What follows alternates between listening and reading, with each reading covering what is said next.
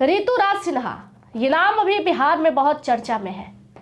साल 2024 के लोकसभा चुनाव में भी ये नाम एनडीए के पीछे अहम भूमिका निभाई। मोदी और नीतीश के गठबंधन में भी अहम भूमिका। बिहार के विधानसभा चुनाव में भी ऋतुराज सिन्हा का बहुत बड़ा योगदान है। कहा गया कि एनडीए की जो प्रचंड बहुमत आई उसमें ऋतुराज सिन्हा ने बहुत भूमिका निभाया। हालांकि साल 2024 की लोकसभा चुनाव में बहुत अच्छा प्रदर्शन तो नहीं दिखा, लेकिन फिर भी ये कहा गया कि भाई बड़ा ये नाम बस ऋतुराज छोटा है, लेकिन काम इनकी बहुत धमाके वाली है। हालांकि सोशल मीडिया पर ज़्यादा एक्टिव नहीं रहते, ज़्यादा फोटो नहीं खिंचवाते, नेताओं के साथ इनका फोटो आपको बहुत कम दिखेगा, लेकिन इनका काम ऐसा है कि हर लोग चाहते हैं कि ये हमारे बगल वाले कुर्सी पर ही बैठे। ऋतुराज सिन्हा के बारे में आप भी इस वक्त बहुत ज़्यादा सुन रहे हैं। बिहार में तो उन्होंने अपना प्रचंड बहुमत दिखा ही दिया कि जिस तरीके से उन्होंने एनडीए के लिए काम किया, उन्होंने बहुत अच्छा बहुमत दिलवाया। लेकिन अब उनका अगला टारगेट जो है वो है बंगाल। ऋतुराज सिन्हा के बारे में आप क्या कहेंगे सबसे पहले? जी देखिए, पहले तो ऋतुराज सिन्हा के बारे में एक मैं बात बताऊंगा कि ऋतुराज सिन्हा राजनीतिक रूप से बहुत परिपक्व हो चुके हैं अभी, और एक जो निष्ठावान कार्यकर्ता होता है, जो कि आपको देश के सारे पार्टियों में एक आध लोग मिल जाएंगे, उनमें से एक हैं ऋतुराज सिन्हा।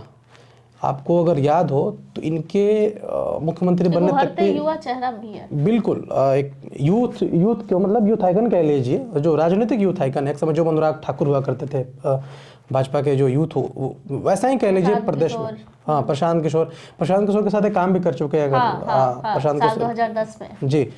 और एक जो रणनीतिक उनका एक्सपेक्ट, और पार्टी इस तरह से जैसे 24 के इलेक्शन में ऋतुराज सिन्हा को उन सारे मुद्दों पे लगाया गया था जहां जहां पार्टी धाराशायी हो रही थी।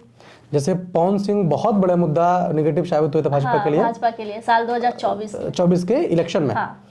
लेकिन इस बार उन्होंने, और खासकर पवन सिंह को मनाने की बात हो जाए या फिर पवन सिंह को उस जगह ले जाकर बैठा दिया, प्रणाम करा दिया, बॉस का, मतलब कि जहाँ जो संभव ही नहीं था। जिस तरह से रिजिड थे पवन सिंह इलेक्शन में, और रिजिड नहीं थे, उनका इतना प्रभाव ज़्यादा हुआ था कि पूरा शाहबाद गया था उस समय इलेक्शन में।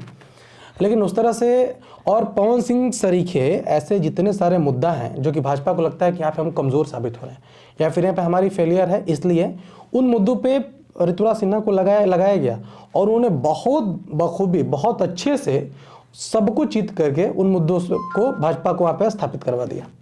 तो ऋतुराज सिन्हा इस समय और विधानसभा के चुनाव में जिस तरह से उनका हाथ रहा है, और जैसा मैंने बताया ना कि मतलब बिना कोई लोभ लालच के, उसके पीछे तो एक ये भी कारण है कि भाई इनको बहुत पद की और वो ऐसा दायित्व की आवश्यकता नहीं है। पार्टी जहाँ बेचती है काम करते हैं, उसके पीछे बहुत बड़ा बात है कि फाइनेंशियली बहुत स्ट्रांग है। ये हम लोग नहीं कह सकते, क्योंकि ये काम तो प्रशांत किशोर भी कर रहे थे। वो भी बड़ा निश्चल होके, निष्पक्ष होके काम कर रहे थे भाजपा के लिए। वो भी कहते थे कि हमें सीट, हमें औहदा, हमें किसी चीज की जरूरत नहीं है। लेकिन ये राजनीति का कीड़ा जो है ना सर, सबके जीवन में एक ना एक बार काटता है, और जब काटता है तो कुछ लोगों में बहुत जुनून आ जाता है, तो वो बस कूद ही जाते हैं, और कुछ लोग सोचते हैं कि आज नहीं कल सोचेंगे। जी, प्रशांत किशोर में और ऋतुराज सिन्हा में मैं इसलिए अंदर बोलूँगा कि प्रशांत किशोर जब तक भाजपा के लिए काम किए, भाजपा के वो सदस्य नहीं रहे, वो संघ से नहीं जुड़े, वो फ्री होकर काम करे। उन्होंने जनसुराज बनाने से पहले बस एक बार जेडीयू की सदस्यता ली, जेडीयू के राष्ट्रीय उपाध्यक्ष भी बन गए, इवन कि वो नीतीश कुमार के ही आवास में रहते भी थे। उससे पहले वो किसी भी पार्टी के सदस्य नहीं थे, आपको बता दें। लेकिन ऋतुराज सिन्हा के साथ क्या है कि इनका संघ से जुड़ाव बचपन से, चूंकि इनके पिताजी भारतीय जनता पार्टी के सांसद भी रह चुके हैं। उसके बाद ये वर्तमान में मेरे ख्याल से राष्ट्रीय सचिव भी है भारतीय जनता पार्टी के। तो मैं इसलिए कह रहा हूँ कि वो उनका तुलना इसलिए नहीं हो सकता कि वो बहुत प्रोफेशनल थे कि भाई मैं, अब तो भारतीय जनता पार्टी के बाद उन्होंने जाकर ममता बनर्जी का सहायता किया, कैप्टन अमरिंदर का कांग्रेस में, मतलब यहाँ पे पंजाब में उन्होंने काम किया, आम आदमी पार्टी के साथ उन्होंने काम किया। तो वो तो प्रोफेशनल रूप से ना कि भाई आपका हम पैसा लेंगे और आपके लिए काम करेंगे, आपके लिए पीआर का काम पूरा हम लोग देखेंगे। तो वो उस तरह से निष्ठावान नहीं थे। तो संघ से जुड़े हुए लोगों को फिर तो मांग रखने की जरूरत ही नहीं है कि आप हमें कुछ बनाइए। भाजपा तो खुद ही खींच लेती है उनको। संघ से जुड़े हुए लोगों को भाजपा छोड़ती कहाँ है, समय आने पर इस्तेमाल कर ही लेती है। अभी आप देख ही रहे। जी बिल्कुल। देखिए, एक बात बताते हैं आपको, भाजपा इस्तेमाल नहीं करती है संघ के लोगों का, संघ भेजता है।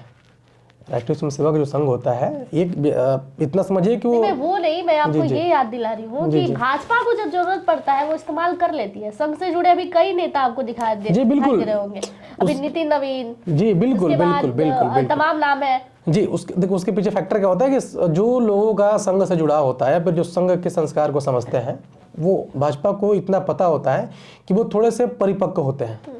जो संघ की कार्यशाला में गया है, जो संघ का वर्क किया है, वो राजनीतिक रूप से थोड़ा सा स्ट्रांग होता है, उनकी बॉन्डिंग होती है। और एक तो प्रभाव संघ का रहता है, ये शुरू से रहा है। तो भारतीय जनता पार्टी इस मौके का हमेशा से फायदा उठाती आ रही है। और वैसे भी वट वृक्ष है भाई, संघ की शाखाएं हैं, एबीवीपी कह लीजिए, भारतीय जनता पार्टी कह लीजिए, किसान संघ कह लीजिए। इन लोगों का तय रहता है कि भाई एक बार जो अच्छे कार्यकर्ता है उनको खींच कर काम में लगा दिया जाए, और वैसे कार्यकर्ता जो पार्टी और संघ दोनों को लेकर चले। और इसमें नितिन नवीन सरीखे ही ऋतुराज सिन्हा है, जिसपे आला कमान भारतीय जनता पार्टी, जो भी दोनों अमित शाह और नरेंद्र मोदी की जोड़ी है, ये आंख मूंद कर भी भरोसा कर सकती है।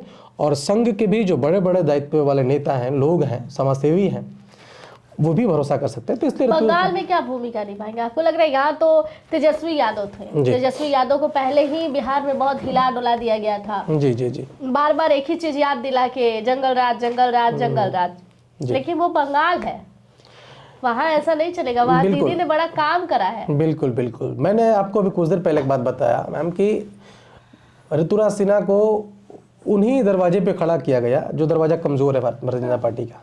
और इसी कमजोर कड़ी का एक पार्ट है बंगाल का इलेक्शन। इससे जो पहला वाला इलेक्शन था, आपको बता दें कि ऐसा पहली बार हुआ था भारतीय जनता पार्टी के साथ कि पूरी दिल्ली जाकर बंगाल में बैठी थी पिछले वाले इलेक्शन में।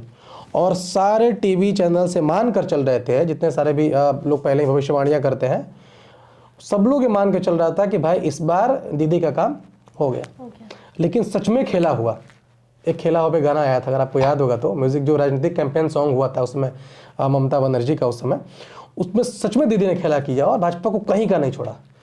तो ऋतुराज सिन्हा जिस तरह से उन तमाम कमजोर कड़ियों का भाजपा को सशक्त मजबूत खड़ा करवा रहे हैं, इसीलिए भारतीय जनता पार्टी और संघ ने एक बहुत बड़ी जिम्मेदारी दी है वहाँ पर बंगाल भेजकर। और मुझे ऐसा लगता है कि ये अपने कार्य में मतलब सकुशल होंगे वहाँ पर, कुछ ना कुछ तो करेंगे। एस्ट्रोलजर का मैं इंटरव्यू देख रही थी, उसमें वो कह रही थी कि बंगाल में मोदी जी जीतेंगे, लेकिन उनको वहाँ की धरातल की किसी पार्टी को पकड़ना होगा।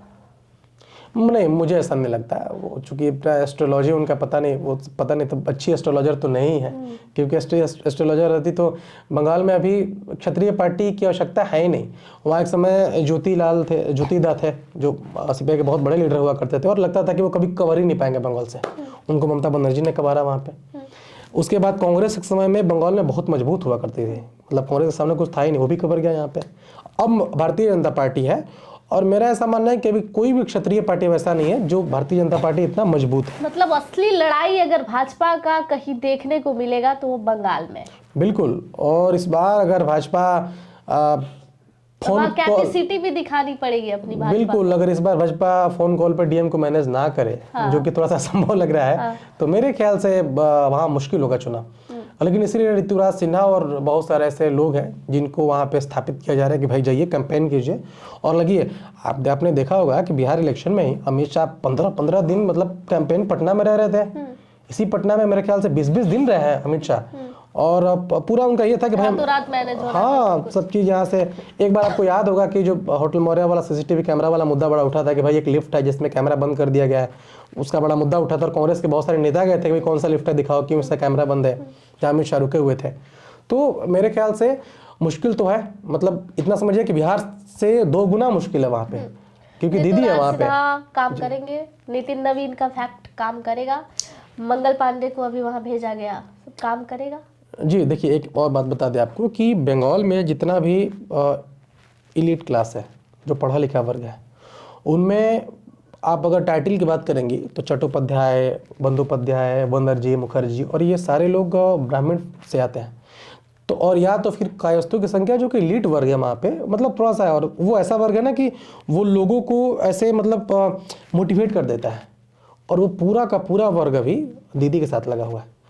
लेकिन चूंकि पता है आपको कि कास्ट फैक्टर के थ्रू खींचा जाता है, और इसलिए मंगल पांडे हों, और मेरे ख्याल से मंगल पांडे के अलावा भी बहुत सारे ऐसे या तो ब्राह्मण के नेता होंगे या फिर कायस्थों के नेता होंगे जिनको बंगाल चुनाव में भेजा जाएगा कि वहाँ पे आप जाइए और आप खेला करके आइए इस बार। क्योंकि कांग्रेस भी मजबूती से खड़ा हो रही है इसीलिए कि बंगाल में तो आपको नहीं, हम यहाँ तो हिला के रख देंगे। जी देखिए, उससे भारतीय जनता पार्टी का बिगड़ने वाला नहीं है। अगर कांग्रेस वहाँ मजबूत होती है तो भारतीय जनता पार्टी जीतेगी, जीत जाएगी, बिल्कुल जीतेगी वहाँ पे। तो देखिए बिहार की राजनीति में तो ऋतुराज सिन्हा का नाम चला ही, लेकिन ऋतुराज सिन्हा का नाम बंगाल में भी चल रहा है कि भाई नितिन नवीन, ऋतुराज सिन्हा, मंगल पांडे, जिन्हें पहले से ही वहां पर लगाया गया है, वो क्या रंग दिखाएंगे, क्या काम होगा बंगाल में। क्या बंगाल में ममता बनर्जी जितनी मजबूत से खड़ी है और लगातार वो बीजेपी को धूल चढ़ाती हुई नजर आ रही है, क्या इस बार ममता बनर्जी हिल जाएंगी, उनको झटका लगेगा, क्या बीजेपी सच में वहां सक्सेस पा लेगी। आसान तो नहीं है, बहुत मुश्किल है, लेकिन देखना भी बड़ा जरूरी है कि भाजपा बिहार की तरह क्या बंगाल में गेम कर पाती है। धन्यवाद। बाकी की तमाम जानकारियों के लिए जुड़े रहिएगा हमारे साथ।